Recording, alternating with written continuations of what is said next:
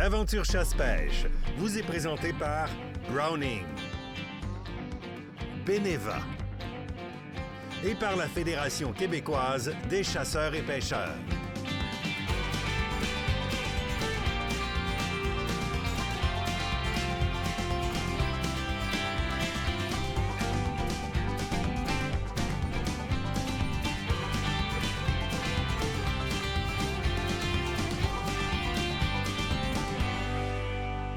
Hey, bienvenue dans ton émission Aventure chasse-pêche. Comment ça va, toi? Moi, ça va super bien. Et toi? Ça va très, très bien. Belle semaine en perspective. On parle entre autres de notre embarcation cette année, qui est un Sport 182 chez Thomas Marine. Puis on a du beau monde en studio aussi. Ben oui, on a le grand retour de Sylvain Marois, lieutenant Marois, qui est avec nous autres en studio pour nous parler d'une opération bien spéciale. Oui, je suis content de le revoir, lui. Vraiment content de le revoir. Phil qui vient nous voir, Phil Descotones. On parle de nouveautés pour la chasse au chevreuil parce qu'on est en plein dedans. Oui, puis on reçoit William Simard, en fait, de GL Sport, qui vient parler d'accessoirisation pour les VTT. Absolument, un nouveau partenaire. Puis moi et toi, on se garde la fin, parler des nouveautés dans les leurres Williams et MEPS. Oui. Première des choses, retour du concours SGL, meuble signature SGL. On peut voir l'œuvre murale ici qui est Prédateur d'eau douce. Oui. Et là, une chose très importante. Pour courir la chance de gagner l'œuvre de meuble signature SGL, vous avez simplement à aller aimer la nouvelle page, parce que Meuble Signature SGL s'est fait fermer sa page par Facebook. Oui. Ça arrive beaucoup ces temps-ci. Donc, on vous met l'adresse, la nouvelle page de Meuble Signature SGL. Et vous avez aussi une autre page qui est très intéressante du côté des SGL. C'est Stéphane Lébreux, l'artiste. Donc, l'artiste qui est derrière tout ça. Très, très intéressant. Allez-y, faites un petit like là-dessus. Ça va être très apprécié. Puis vous courez la chance de gagner l'œuvre. Bien, dans le fond, si vous allez liker Meuble SGL, vous avez la chance de pouvoir gagner. Mais si vous allez en plus liker la page de Stéphane Lébreux, l'artiste, là, vous augmentez vos chances. Génial. Voilà. Hey, tu m'as mis un sujet dont j'aimerais bien parler. Oui. Le 13 octobre dernier, la FDCP a mis en place une pétition pour assurer un meilleur suivi des orignaux au Québec. Oui. Essentiellement, ce que la FDCP, puis je vous l'abrège, là, dit là-dedans, c'est que c'est un peu arbitraire d'arriver avec un plan de gestion. Du moins, on ressent arbitraire le geste qui est fait dans le plan de gestion qui est appliqué sur la province au complet avec un manque d'informations à la base. Donc, la FDCP dénote un manque, surtout au niveau des inventaires forestiers. Exact. Et la demande, le principal de la demande qui est dans cette pétition-là, qui a été déposée officiellement, c'est déposé officiellement. Vous allez sur le site de la FDCP, vous allez pouvoir vous rendre directement dessus pour augmenter la quantité d'inventaire aérien. Question de connaître l'inventaire du cheptel d'orignaux par secteur avant d'en arriver à une conclusion et de la globaliser sur l'ensemble de la province. C'est essentiellement ce qui se passe. Donc, on vous invite évidemment à aller les signer. Tu me parles de MDC? Bien oui, écoute, en fait, je trouve que c'est super intéressant. Vous le savez, ça va faire maintenant plus de 6 ans, en fait, qu'on surveille le côté de la MDC dans des zones bien particulières. La maladie débilitante chronique. Exactement. Donc, il y a des études qui, présentement, disent que si on n'a pas d'autres résultats positifs, il y a des possibilités que tout ce plan-là de vérification soit abandonné à partir de l'année prochaine. Puis les statistiques sont quand même intéressantes parce que si on parle juste de l'année dernière, il y a 769 cerfs sauvages et 28 orignaux qui ont été analysés dans le secteur qu'on qualifie de rouge, donc le secteur vraiment où ce que la maladie avait été dénotée. Et dans le rayon de 45 km du parc infecté, bien, écoute, dans les zones 9 et 10S, il y a 400... dans le fond, c'est ça, ils n'ont pas dénoté dans cet inventaire-là. C'est négatif, là. Donc, on s'en va à épuiser complètement les cas positifs. Oui. Très, très intéressant. Moi, je reviens sur créateur de contenu, très, très, très important. Tu te filmes quand tu chasses, quand tu pêches, quand tu fais de la cueillette de champignons, tu écris des blogs, tu fais des podcasts. Créateur de contenu, c'est un espace qu'on vous donne gratuitement aux créateurs de contenu sur le portail d'Aventure Chasse-Pêche. Et puis là, on lance un grand concours bientôt, juste pour les créateurs de contenu québécois. On lance le grand concours Distinction, donc les grands prix Distinction créateurs de contenu. 3 créateurs de contenu, première, deuxième, troisième place, se mériteront les 3 places. On va avoir des prix qui vont être accrochés à ça. Justement, Meuble Signature SGL est en train de nous faire les plaques pour les gagnants. On va vous annoncer le concours très bientôt. Ça va fonctionner par votation du public, donc très intéressant.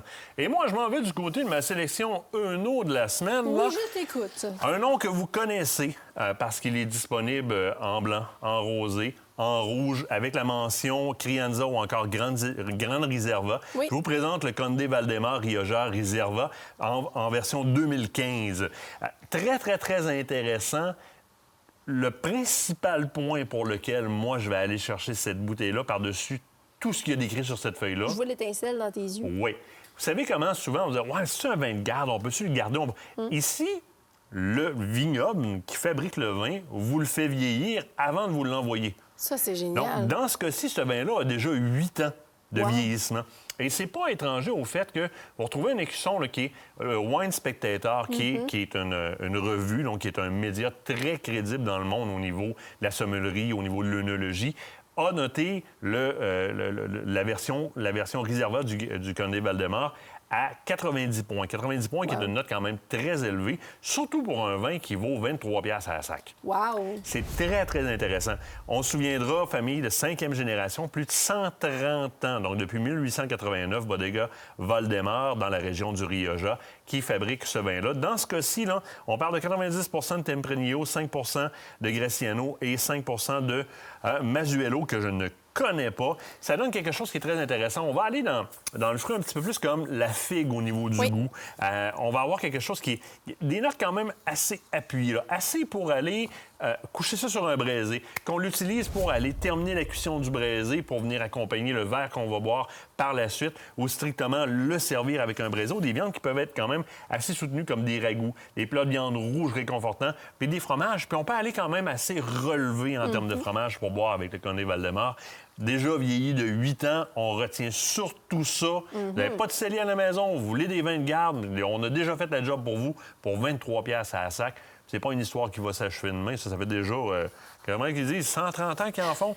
D'après moi, ils vont continuer parce qu'il est aimé des Québécois, très, très, très aimé des Québécois. Génial. On se quitte attendre une pause. Oui. L'autre bord de la pause, William Simard de GS Sport. On vous le présente, nouveau partenaire GS Sport. On parle d'accessoirisation de VTT. Moi, je vous montre notre nouvelle bebelle en même temps.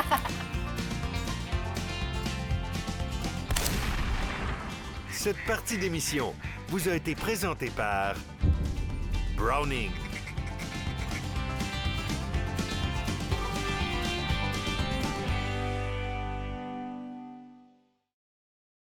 Cette partie d'émission vous est présentée par le groupe Thomas Marine, le plus grand inventaire d'embarcations Princecraft au Québec.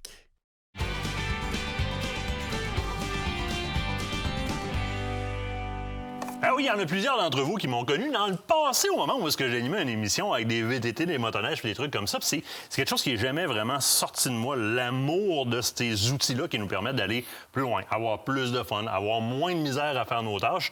Puis on vous ramène un peu ça dans l'émission, cet outil de travail-là pour les chasseurs, les pêcheurs, que sont les VTT. Puis évidemment, on est allé chercher un partenaire qui est tout près de chez nous, William de GS Sport. Comment ça va, toi? Ça va bien, toi? Ça va super bien. William, vous êtes à Saint-Gervais. Oui. Vous avez de l'inventaire par-dessus les oreilles. Puis c'est une des choses qui m'a fait arrêter chez vous. Parce que je voyais des VTT qui étaient déjà accessoirisés dans le cours. Mais moi, je n'ai pas besoin d'un vendeur de VTT. J'ai besoin d'un centre de service qui va être capable de m'adapter à un VTT comme je le veux. Puis je voyais que c'était déjà un petit peu dans votre nature. Je t'ai arrêté de voir. Je t'ai un peu dit ce que je voulais, puis à partir de là, l'histoire est partie. Tu m'as non seulement conseillé, mais on a fini par monter un produit qui est littéralement adapté à ce qu'on a de besoin, nous autres, dans le domaine. Là. Oui, effectivement, comme tout était un chasseur, fait que j'ai tout de suite allumé quel genre d'accessoires ça te prend. C'est sûr qu'on les accessoirise pas tout le temps comme ça.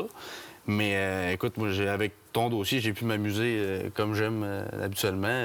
Écoute, les 2 winches, le pare-brise, tout ce qu'on avait besoin. Ça, c'est un must. Hein? Quand tu m'es arrivé avec la possibilité d'avoir une winch en arrière que je peux enlever pour remettre la boule, comme tabarouette, ça arrive même plus souvent, nous autres, qu'on a besoin d'une winch en arrière qu'en avant. Effectivement. Puis les fameux anciens renvois vers l'arrière, bien quand tu as la bedaine du VTT qui est à côté dans la boîte, tu me montreras comment tu fais pour ramener la winch en arrière. Moi, on va mettre une deuxième winch. Non plus.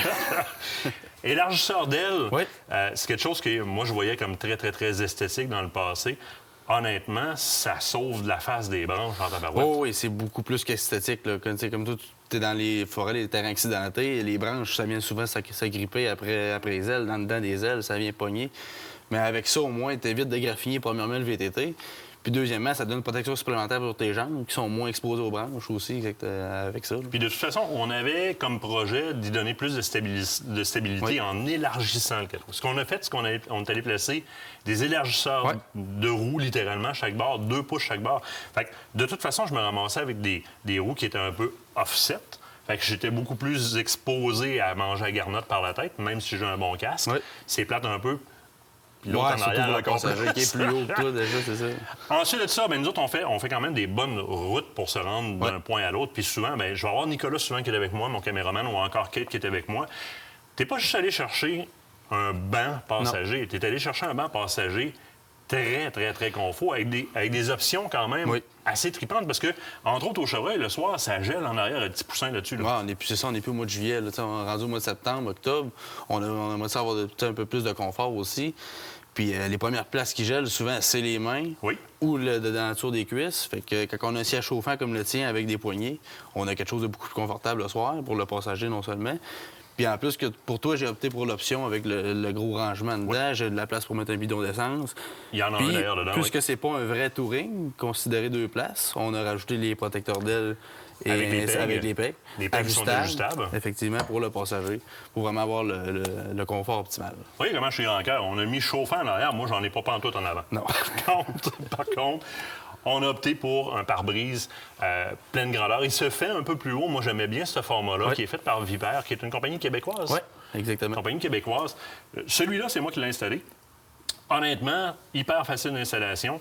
Solide. Là. Si on voit les braquettes à l'intérieur de ça, c'est pas les petites chipettes qu'on voyait dans le passé qui est en espèce de petits polymères. C'est pas quelque chose non plus qui va ballotter au vent, qu'on voit souvent avec des pare-brises de compagnies extérieures que des fournisseurs. Non, ça, c'est stiff. Là. C'est vraiment de qualité. On a quelque chose en fibre de verre. Puis comme tu expliquais, quand on expliquait notre chronique web, avec les fibres qui sont entrecroisées.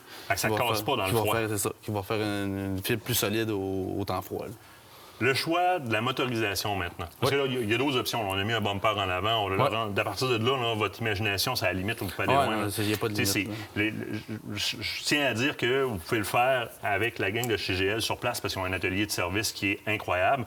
Mais vous pouvez aussi aller en ligne parce que tu as un site complet transactionnel où est-ce que je peux commander ce pare-brise-là? Pour l'instant, je ne suis pas certain pour l'instant, mais c'est des choses qui vont venir parce que notre boutique est toute nouvelle. Donc, pour l'instant, je pense que c'est les vêtements, les casques, les gants, tout. Mais oui, on travaille fort là-dessus. On a quelqu'un à temps plein qui est sur la boutique. Littéralement, pour pouvoir les commander. Le choix maintenant du véhicule puis de la motorisation. C'est sûr, moi, je suis un chasseur. Fait que si tu me parles de 5,70 puis de 5,50 puis de 4,50, j'étais comme peut-être pas. Non. Mais tu es allé quand même aller straight to the point. Tu me proposais plus des 8,50 puis des 700. Pour la motorisation 2 cylindres qui va être plus douce. Dans le cas du 850? Exactement. Qui fait que quand tu arrives pour travailler dans des situations que tu vas moins vite un peu, tu as des modes... Chez mon autre fournisseur qui est Polaris, j'ai des modes de travail, j'ai des modes standards, modes performance. Je peux avoir plus de personnalisation, une motorisation plus adaptée à tout, je vous dirais, avec un 2 cylindres, qui va avoir plus de torque à bas régime, plus d'HP à haut régime, qui va faire pas mal tout. Là. Puis on va se dire déjà au départ, mon choix de grosse motorisation, c'est même pas questionnable, parce qu'une petite motorisation, tu vas user prématurément en l'utilisant comme une grosse, dépenser plus d'essence, puis c'est sonore parce que tu montes en révolution. Alors que là, c'est doux, c'est pas agressif, c'est même très sécuritaire. Monter une pente, descendre une pente, puis le faire compresser. Tu sais que t'en manqueras pas. Là. Exactement. Moi, j'ai opté pour le Yamaha. Tu distribues d'autres gammes aussi, évidemment. Tu en as plusieurs. J'ai Polaris, j'ai CF Moto. Puis honnêtement, de le Yamaha, on s'entend que c'est côté fiabilité, c'est très difficile à battre. Là. On a vraiment de quoi qui va t'offrir, si on veut, 30-40 ans. J'en ai vu des 75 encore. Je vends des pièces pour ça. Puis... Tu rentres dans la grange, je pèse là-dessus, ça part encore. C'est ça, exactement. C'est exactement ça qu'on veut. Exactement ça qu'on veut. CF Moto, je sais que tu travailles beaucoup avec eux autres aussi. Fait que ce soit VTT, côte à côte, évidemment, les motoneiges aussi. Département sur place chez vous à Saint-Gervais, avec beaucoup de langues. On est allé chercher nos casques chez vous, entre autres les Titans, là, assez incroyables, polyvalents, il peut faire d'hiver, d'été, beaucoup de stock. Rendez-vous à Saint-Gervais, appelez-les ces gens-là. Gros point. Vous avez la misère à trouver des VTT présentement de l'inventaire, ces gars-là, il n'en manque pas. William, un gros merci. Ça fait plaisir. Nous autres, on s'en va à pause. Au retour, on parle d'opération Panache avec le lieutenant Marois. Soyez les nôtres.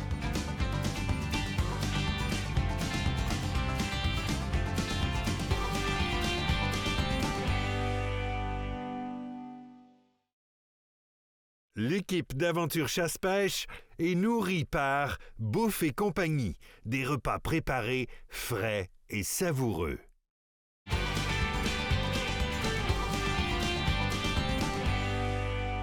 Savez-vous où est-ce que vous retrouvez les mots protéger, éduquer et prévenir à la même place? Sur l'écusson que porte un agent de protection de la faune, puis je vous explique pourquoi.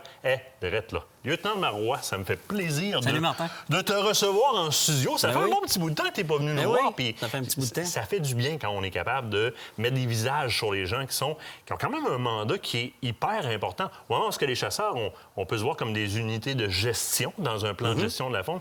Vous êtes les gens qui ont comme mandat d'appliquer la loi sur la protection des milieux fauniques, de la faune au Québec. Puis généralement, quand on se voit, tu viens me parler d'opérations qui ont eu lieu dans des cas, par exemple, de saisie d'animaux pour braconnage ou des trucs comme ça, etc. Puis je prenais ton écusson tout à l'heure, puis je te questionnais beaucoup dessus. C'est le fun de protéger, éduquer, prévenir. Il faut faire du pouce là-dessus. Il faut un peu expliquer puis exposer aux gens de quelle façon vous faites ça, ces trois termes-là qu'on voit là. Le protéger, on le comprend, mais le éduquer et le prévenir. Et vous venez de terminer une opération qui vient répondre à tout ce questionnement-là, l'opération Panache. Oui. Première des choses, beaucoup de panache. Oui, bien, exact. Mais on a créé cette opération-là cette année. La Protection de la faune du Québec a décidé, justement, tu viens de très bien l'expliquer, de changer un peu notre façon de faire, puis d'aller au-devant de la clientèle. Tu sais, de se faire voir, Oui. de faire parler de nous autres, d'aller plus en visibilité. Tu sais, dans les dernières années, on a eu beaucoup, Martin, « Ah, bien, on vous voit pas beaucoup, vous êtes pas là souvent, qu'est-ce qui arrive? Êtes-vous encore là? Comment ça va? T'sais, les effectifs sont en baisse? Mais là, on a dit, bien, on va s'orienter pour justement aller vous voir en forêt, les Créer de chasseurs. l'interaction. Mais Exact. d'abord, l'opération Panache, qu'est-ce que c'est? Bien, l'opération Panache, ça a été dans la période de chasse à l'orignal en Gaspésie et dans le Bas-Saint-Laurent.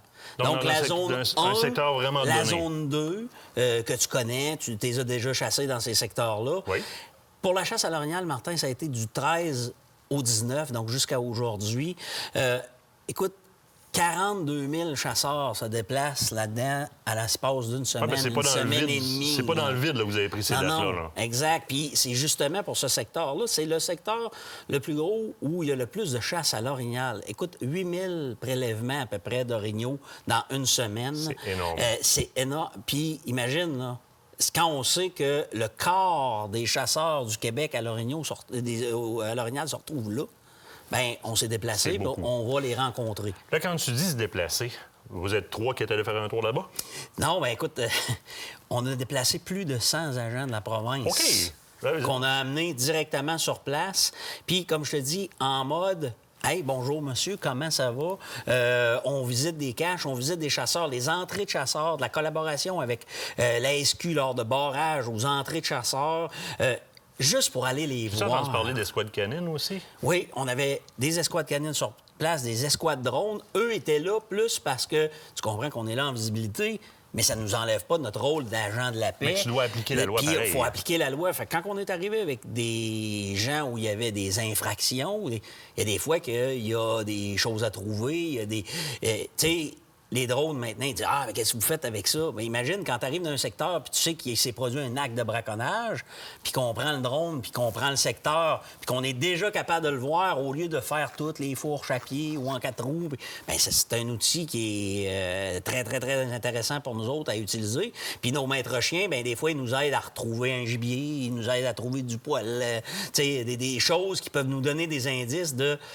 S'est-tu vraiment passé quelque chose? Que ce soit du double abattage, que ce soit du surplus de prise, que ce soit de la chasse de nuit même, des fois qu'on vit, plus peut-être du côté du chevreuil, mais même du côté de l'orignal dans certains secteurs. Puis là, c'est-tu la première fois qu'il y a un déploiement aussi grand? On veut dire pas en opération, par exemple, d'enquête, mais vraiment en opération de prévention puis de rencontre de citoyens. Un déploiement grand comme ça, y en avait-tu eu dans le passé? Eh bien, non, pour ce type d'opération-là, là, on est vraiment... cette année, la protection a dit, bien, écoute, on y va avec ça. On veut, justement... Puis... le but de ça, c'est d'aller chercher de l'information. Tu le sais, vous en avez parlé cette semaine, toi et Kate.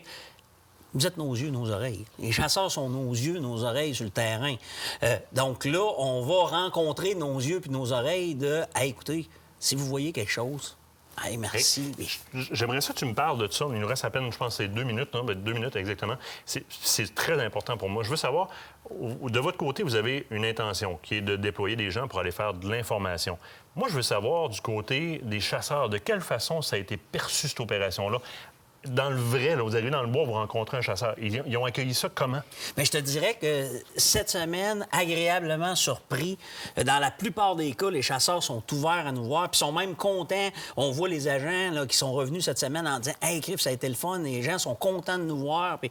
Mais tu le sais comme moi que des fois, ça arrive que « Ah, ben là, pas vous autres à cette heure-là, parce que là, c'est l'heure de la chasse. » Puis mais l'activité, vous êtes dans le... Ton mandat, c'est de protéger une faune face à une activité qui a lieu. Généralement, dans les heures de chasse, tu n'as pas le choix d'être actif dans les heures de chasse.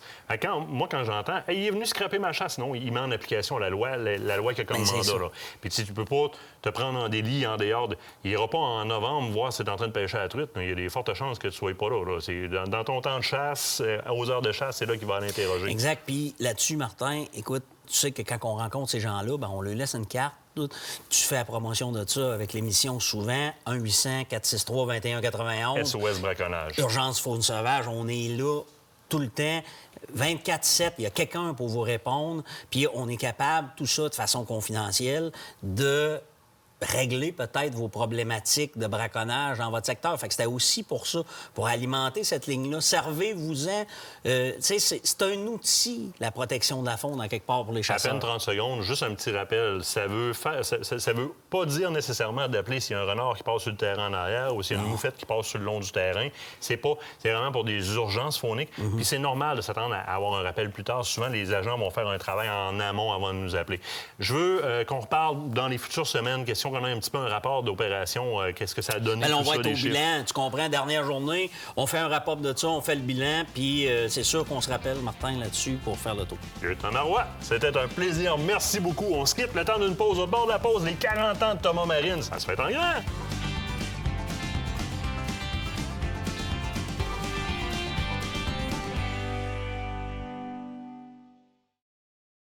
Cette partie d'émission vous est présentée par le groupe Thomas Marine, le plus grand inventaire d'embarcations Princecraft au Québec.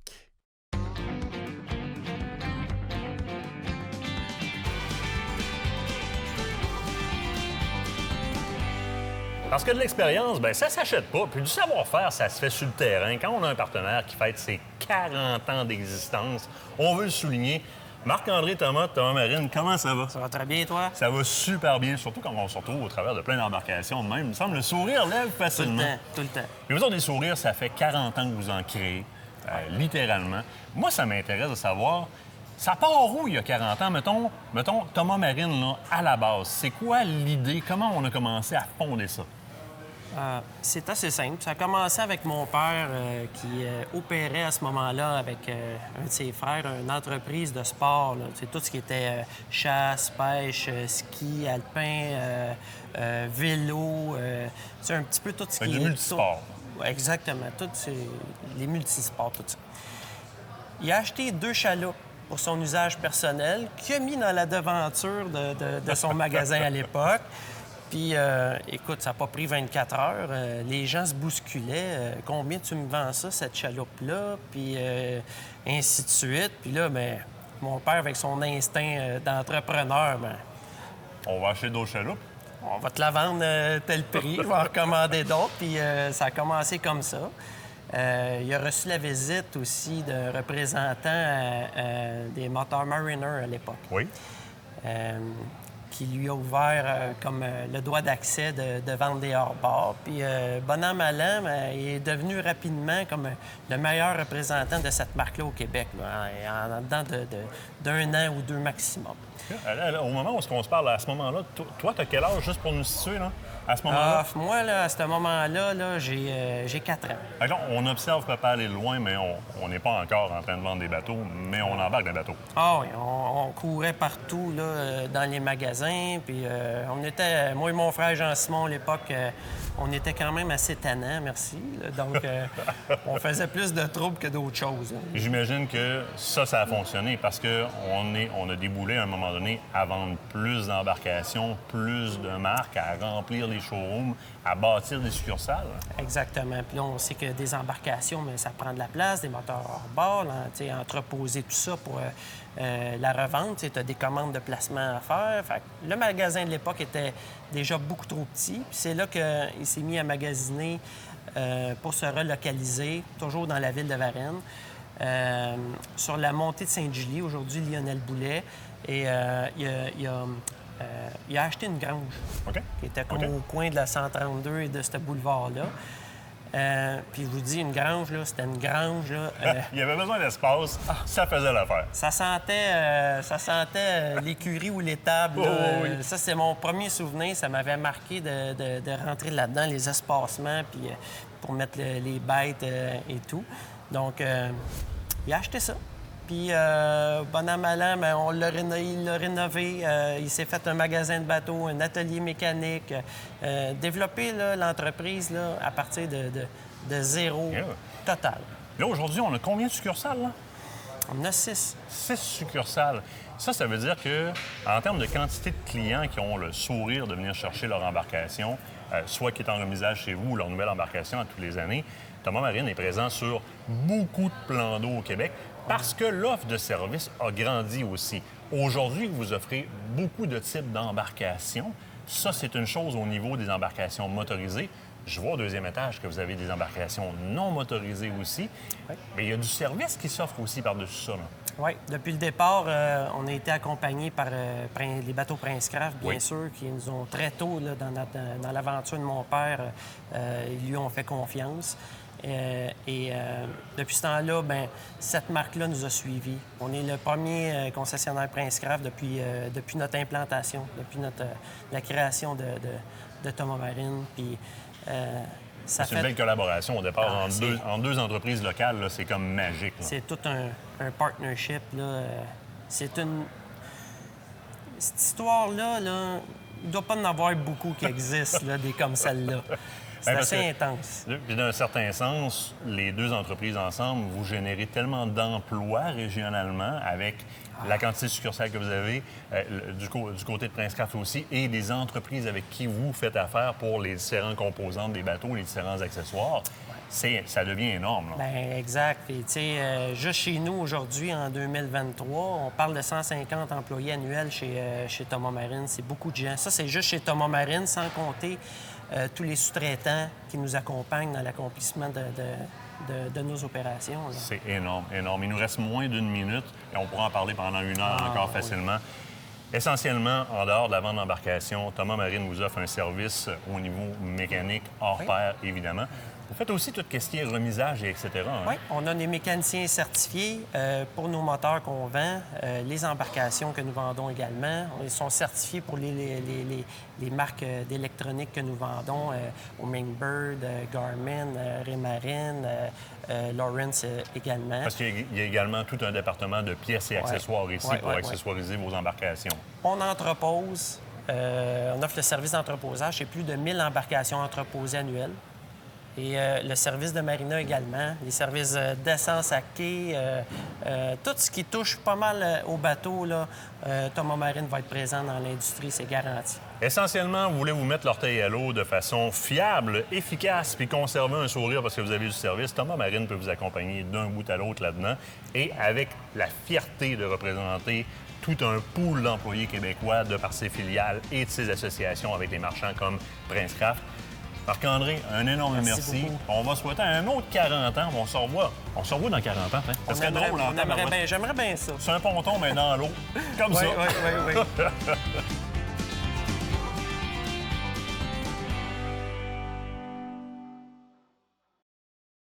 Cette partie d'émission vous est présentée par le groupe Thomas Marine, le plus grand inventaire d'embarcations Prince Craft au Québec.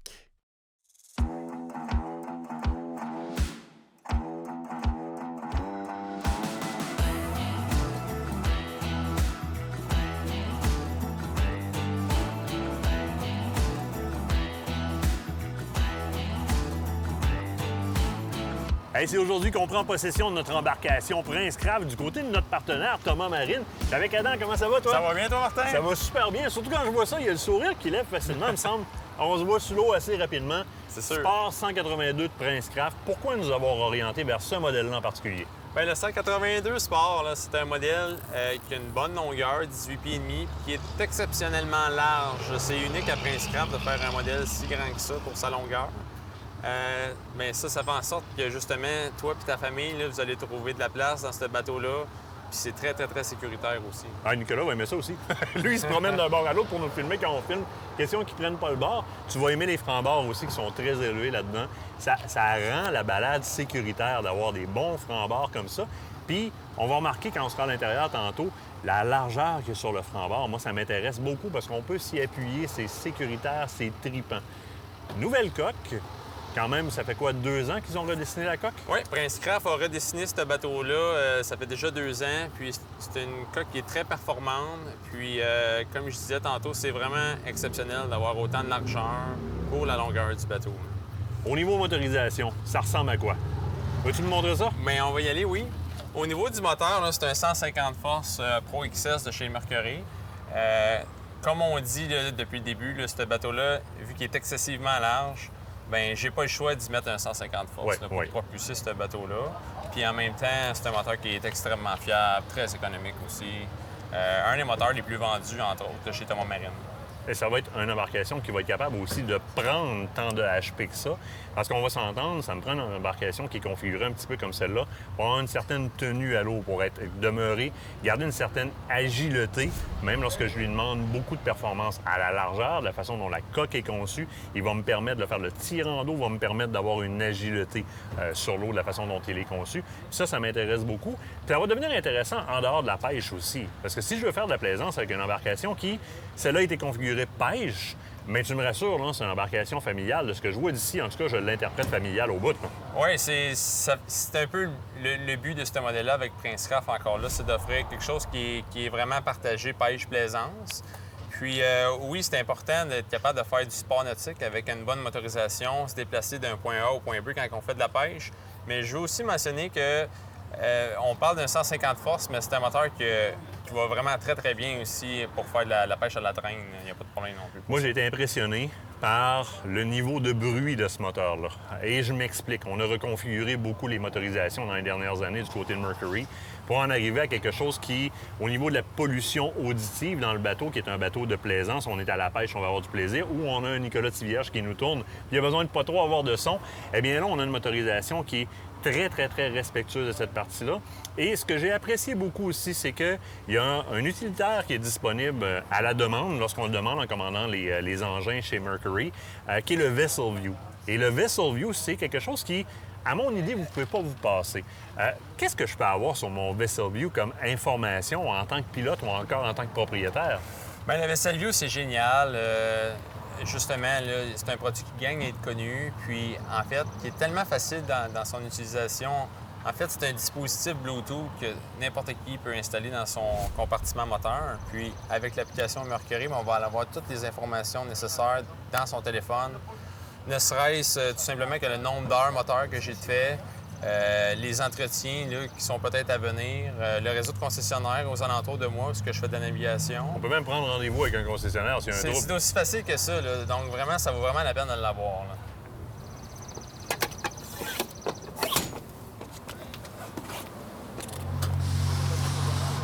Hey, la plateforme pour la pêche en arrière est intéressante en tabarouette. Tu as de la place pour te déplacer. Ça, c'est trippant.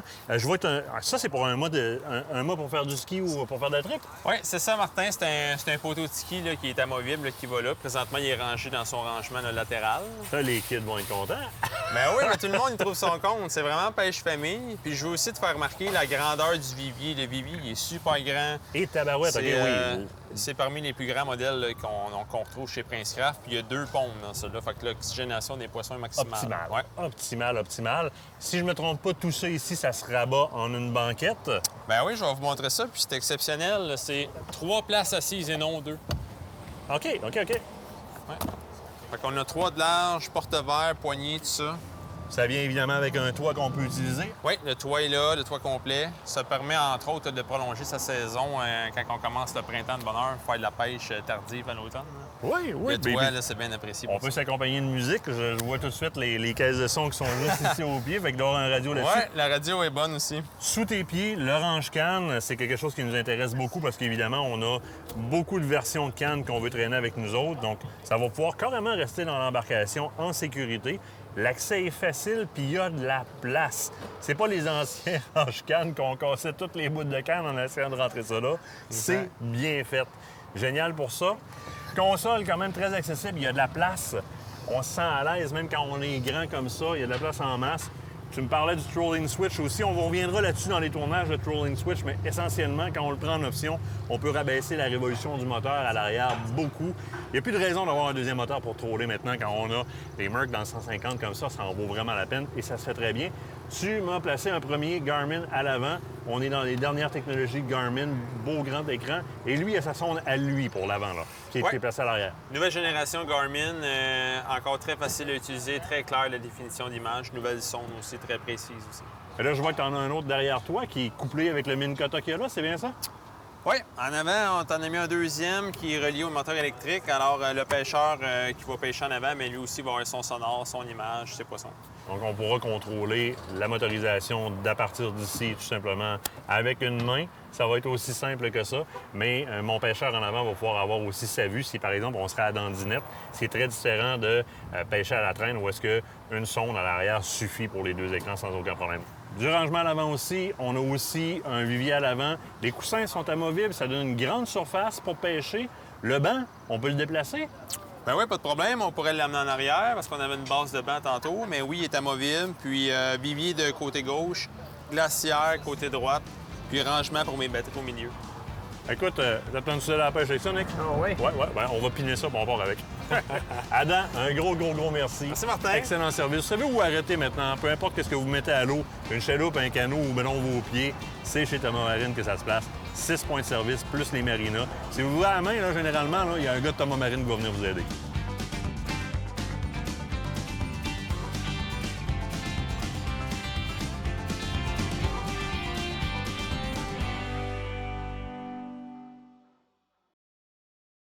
Ecotone est fier de vous présenter cette partie d'émission.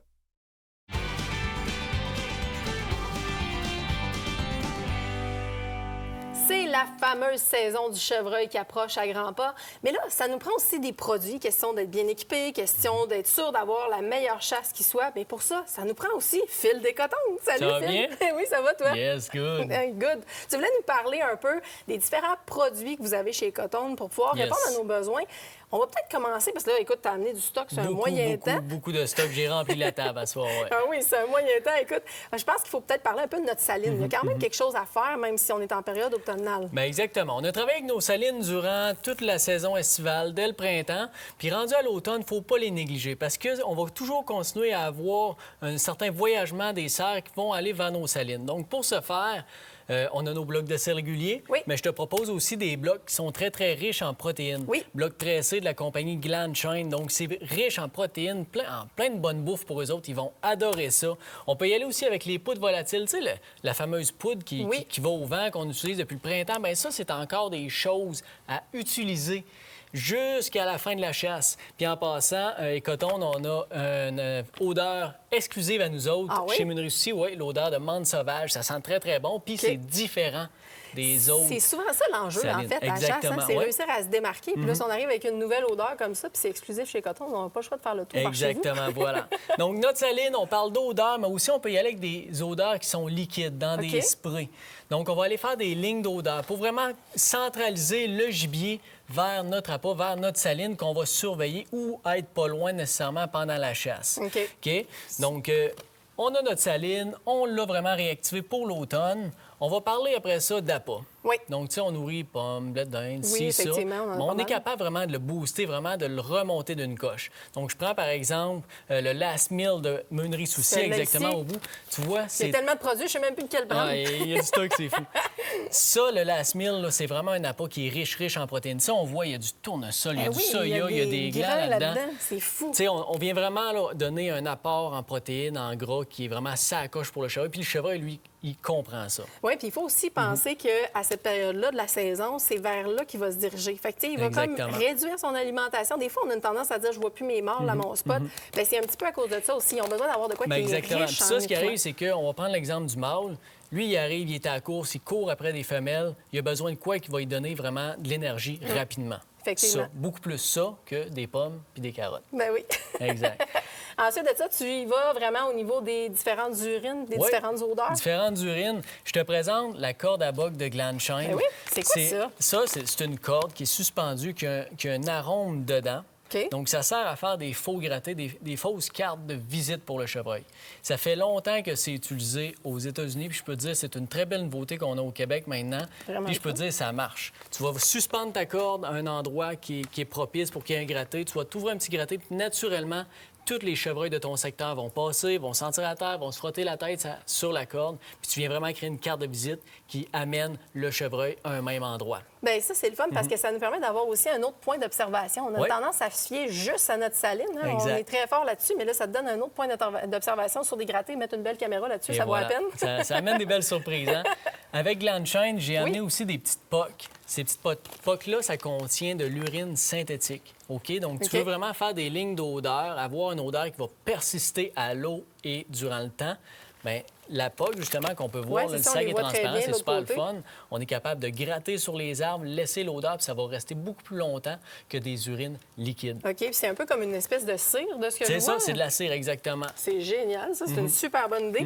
Puis au niveau, bien entendu, des différentes urines qu'on peut utiliser sur nos spots, il en existe aussi une variété incroyable. Il en existe énormément. Le chevreuil, en passant, il faut vraiment y aller avec des urines qui sont synthétiques depuis quelques années. Oui. Donc, les compagnies se sont vraiment perfectionnées pour amener des odeurs qui sont très, très, très réalistes. Que ce soit, peu importe la marque que vous allez prendre, on va avoir de très bonnes urines. On en a en petit spray, mais on en a aussi en aérosol chez Ecotone avec la compagnie Things, qui ont des odeurs ultra réalistes. On a aussi le trio de glandes d'Extrême CG. Oui. Donc, tu sais, tu viens vraiment là, faire des setups qui sont ultra réalistes avec des odeurs qui sont très efficaces. Puis finalement aussi, on a les bâtons d'encens. Oui, bien écoute, je pense que ça vaut la peine d'en parler parce que les bâtons d'encens, c'est pas quelque chose qu'on utilise tout le temps. C'est pas quelque chose qui est encore très commun ici. Aux États-Unis, oui, par contre. Oui, puis en fait, ce qui arrive, le bâton d'encens, c'est que ça dure longtemps. Oui. Ça va toujours laisser un petit peu d'odeur. Donc, tu vas mettre ça à une distance raisonnable de ta cache ou de ton visuel que tu veux avoir. Puis le bâton d'encens va fumer tranquillement tout au long de ta journée de chasse. Il va toujours amener une odeur qui est récente. OK. Donc, tu sais, tu vas mettre ton spouche d'urine le matin, bien souvent, rendu le soir, il se diffuse. Il est moins présent. Tandis qu'avec ça, tu as toujours une odeur qui est constante, qui va voyager avec le vent. Fait que comme ça, tu t'amènes beaucoup plus de chances pour le succès de ta chasse. Écoute, il manque pas de produits chez vos marchands Ecotone. C'est pas compliqué, c'est l'arrêt à faire avant de prendre sur faut notre arrêter de nous territoire. voir, ça va faire plaisir de répondre à tous nos clients. Bien, merci Phil. Écoute, on va se revoir très, très bientôt, c'est sûr, parce que je pense que tu as encore plein d'autres affaires à nous présenter. Ben du stock. Écoute, nous autres, de l'autre côté de la pause, on s'en va parler de l'heure de pêche, parce que la saison n'est pas encore tout à fait finie, puis il y a des belles nouveautés.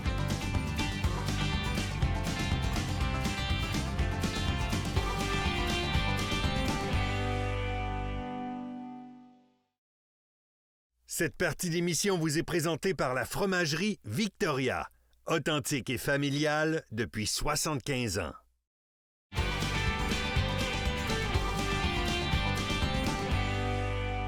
C'est pas parce que c'est l'automne qu'il faut arrêter de pêcher, et bien au contraire, la compagnie... Il y a certaines compagnies qui le savent, hein? Mepps et Williams, on les connaît très, très bien.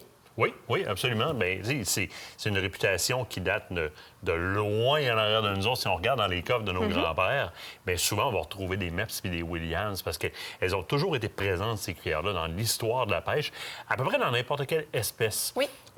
Fabricant qui est canadien, ce qui est super intéressant. Et fabricant qui utilisent beaucoup l'or véritable et l'argent véritable dans la couche de finition de leur cuillère, ce qui fait que la réflexion de la lumière est optimisée. Fait que souvent, on va passer une Mepps ou est-ce que les autres ont passé avec d'autres marques? Puis, là, on va se faire choisir. Oui, l'autre chose, c'est au niveau de durabilité. Je pense que le point que tu as amené est excellent sur la façon dont, justement, ils font leur cuillère à la fabrication, mais c'est la durabilité. Ça va arriver des fois qu'on va avoir certaines peintures qui vont s'effriter rapidement. On va avoir certaines cuillères, si on les utilise avec des prédateurs, vont s'user rapidement, mais c'est pas le cas avec ces cuillères-là. Non, tu vas passer dans les roches longtemps puis tu vas te faire mordre par des brochets longtemps avant d'arracher ta peinture.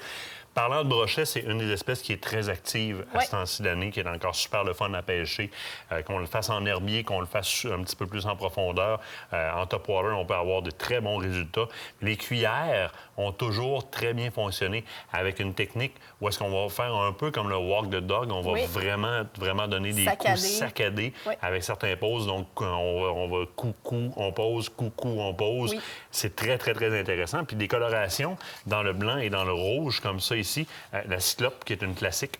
Oui, la cyclope qui est une classique, puis qui vient aussi dans différents formats. Là, on l'a un petit peu plus, dans un format un peu plus lourd, qu'on connaît entre autres pour utilisation avec des prédateurs. Ah, c'est l'original, celle-là. Là. Exactement. Fait que ça, moi, ce que j'aime beaucoup aussi, c'est qu'elle réagit UV. Fait que, tu sais, des fois, l'automne, on a des fois un ciel un petit peu plus couvert. On va arriver avec des eaux un petit peu plus foncées. Des fois, l'eau a commencé à... il y a des débris, il y a quoi que ce soit, tu vas être visible. Exactement, tu vas être visible. Bien là, on est capable de l'activer au niveau du UV, soit en l'exposant au soleil ou encore en utilisant une machine UV.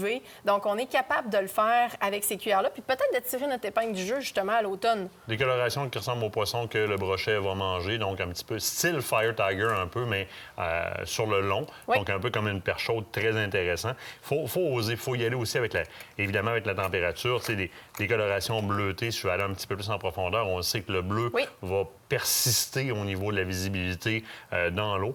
Mais le fait qu'elle soit UV, en plus, va vous donner un Christy de coup de main. Oui. Utilisé comme ça, avec le trépied, littéralement. On l'a déjà utilisé à la grise, même, donc à la truite grise. On a eu des belles réponses. Fait que, on est capable d'aller chercher une certaine profondeur en ayant le bon fil, justement, le bon fil à pêche. Lorsqu'on veut l'utiliser à la cuillère seule, c'est aussi possible de faire des montages, retirer le trépied, puis de faire certains montages pour aller chercher un petit peu plus de longueur ou imiter peut-être un petit peu plus un banc de poisson aussi. C'est possible de le faire. Oui. C'est aussi une cuillère qui est très intéressante à lancer, puisqu'elle me permet, avec le poids qu'elle a, la cyclope. Mais si on se déplace vers une nouveauté que toi, tu as particulièrement appréciée cette année, on va parler de la Quicksilver, qui va être un petit peu plus une cuillère de surface. Oui, c'est plus une cuillère de surface, mais moi, j'aime l'action de cette cuillère-là et j'aime surtout le pattern qui est dessus. Donc, vraiment le motif qui reflète les écailles d'un poisson. Là, cette année, la grosse nouveauté, c'est vraiment au niveau du côté tacheté. On l'avait déjà un petit peu dans l'autre, mais au niveau des nouvelles colorations cette année, parce qu'on avait des teintes plus bleutées, turquoise, mauve. Là, on arrive avec des nouvelles colorations et vous savez comment j'aime le rose à la pêche. C'est souvent ce qui va nous tirer notre épingle du jeu parce que ça vient changer ce qu'on a. Lui, c'est UV en plus, ceux-là. Ils sont dans l'emballage, j'imagine. Ils sont même pas à full lumière encore.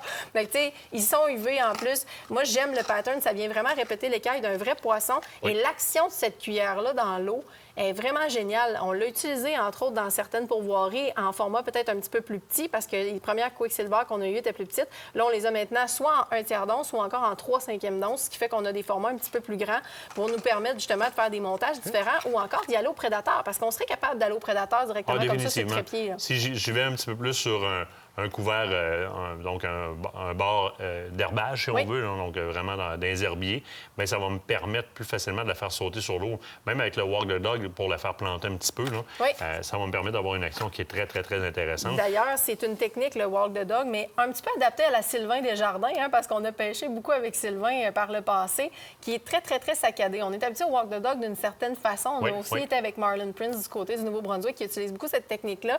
Il y a différentes façons de le faire, puis peut-être que des fois, on hésite un petit peu à utiliser une action vraiment... Plus agressive. On va vraiment striker dans l'eau, vraiment donner des bons coups. Une petite pause pour que le poisson blessé qu'on imite descende un peu, puis recommencer. Puis pas dans un ordre, pas dans une séquence qui est comme... c'est pas une partition de musique, là. C'est ça. Pas une partition de musique. On va vraiment y aller de manière erratique, puis même de changer de direction, littéralement.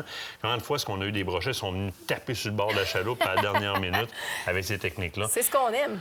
Sinon, ben écoute, classique, dur à battre. À l'achigan, dépendamment si vous faites l'achigan en top water ou vous faites l'achigan avec des leurres qui sont sous l'eau. Ça aussi, là, on voit les points dessus qui reluisent. Donc, les Black Furry. Dans ce cas-ci, le rose, si je parle du rose, le rose au brochet puis à l'achigan. Brochet achigan doré, le rose, là, tabarouette que ça répond. C'est bon. Ça, puis si on n'arrive pas, des fois, le blanc va vraiment comme venir percer dans l'eau, va attirer le regard parce que, bon, ces cuillères qui sont pivotantes-là vont vraiment créer une action qui est différente. Les petits points blancs avec l'espèce d'imitation de mouche. Souvent, la chican va triper sur la mouche sur un moyen temps, Oui, puis avec l'action, définitivement. ça va le tanner, puis il va aller, Mais il va la vraiment aller vibration carrément que ça va créer dans l'eau, Oui. comme une hélice de bateau. Hein, là, si vous êtes sous l'eau puis en train de faire de la plongée en apnée, là, on entend un bateau venir de loin. À cause de la rotation dans l'eau, ça fragmente l'eau. Mais Exact. c'est la même chose un peu ici. Donc, quand on n'a pas de réponse avec d'autres choses, des fois, d'aller vers une vibration comme ça qui est différente, on va sortir notre épingle du jeu. Exactement. Littéralement. Mais ça vaut la peine d'aller justement vers ces compagnies-là, donc les MEPS et les Williams qui existent depuis plusieurs années, qui font une grosse différence déjà dans l'issue de vos pêches. Mais c'est aussi une compagnie qui est locale, puis on l'oublie beaucoup. C'est une compagnie qui est québécoise. Ça vaut la peine de pouvoir vous diriger vers ces compagnies-là et d'encourager local en même temps. Définitivement. Moi, je pense que c'est déjà la fin de l'émission. C'est déjà la fin. N'oubliez pas d'aller chercher nos podcasts sur le web. On est en live toutes les semaines avec vous autres. La semaine prochaine, chasse à l'ours. Chasse à l'ours, dis-je. Et pêche du côté de Baie-Sainte-Catherine pour voir Baie-Sainte-Catherine. Ah oui, puis vous voulez pas manquer ça, Joanie a fait toute une chute.